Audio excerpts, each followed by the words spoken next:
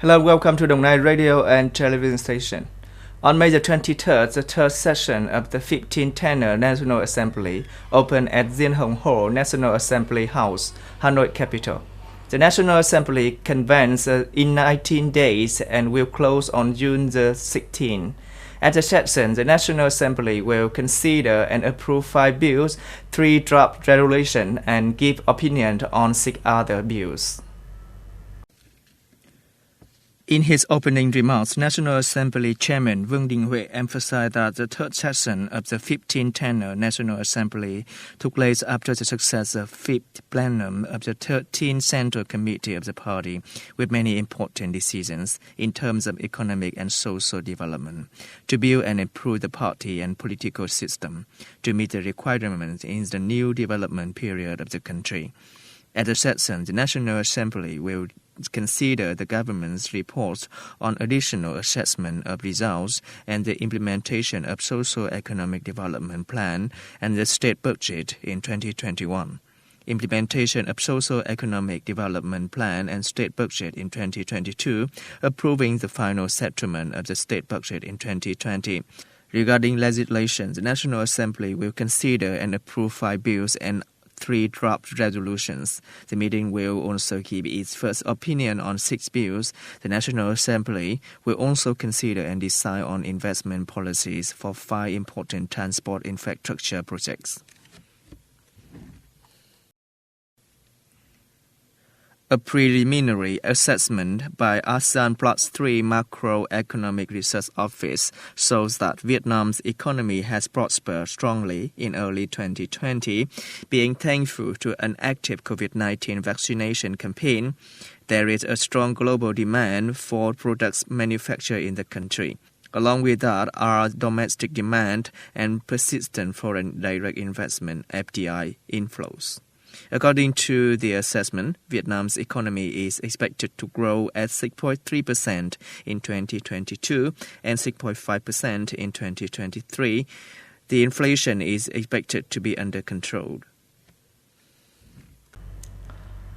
On May the 23rd at Lạc Hồng University, Đồng Nai Department of Culture, Sports and Tourism organized a cultural exchange program between the two provinces of Đồng Nai and Gwangnam, South Korea.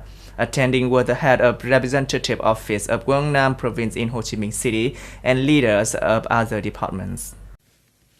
The program is part of a series of activities on the occasion of 30th anniversary of establishment of diplomatic relations between Vietnam and Korea, December the 22nd, 1992, December the 22nd, 2022.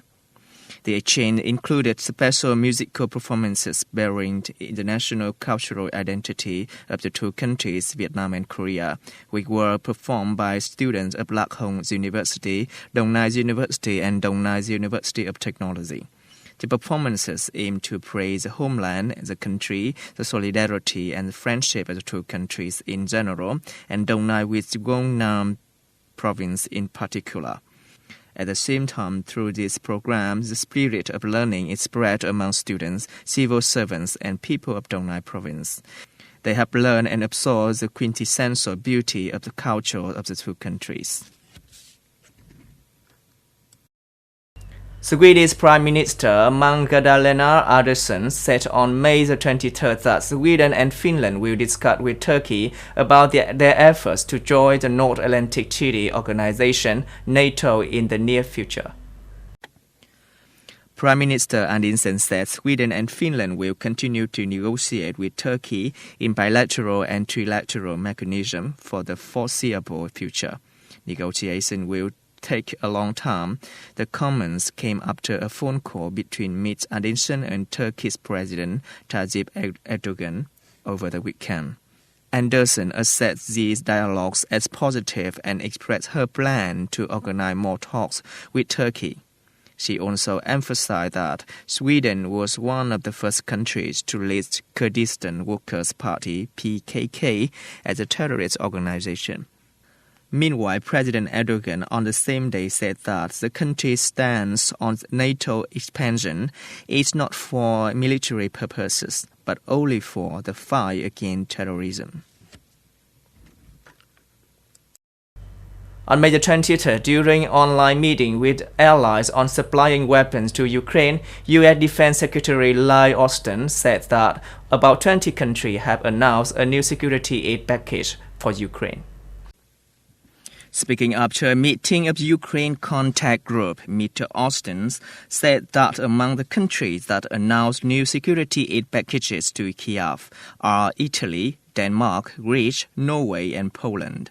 According to the minister, Denmark committed to send Harpoon anti-ship missiles, and Czech Republic provided helicopters, tanks, and missiles.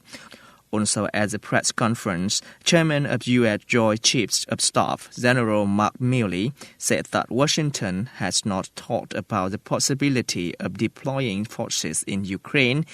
He said the recent phone call with the chief of the General Staff of Russian Armed Forces, Valery Gerasimov, was purposeful and worthwhile. That's all we have for today. Thank you for watching and see you next time.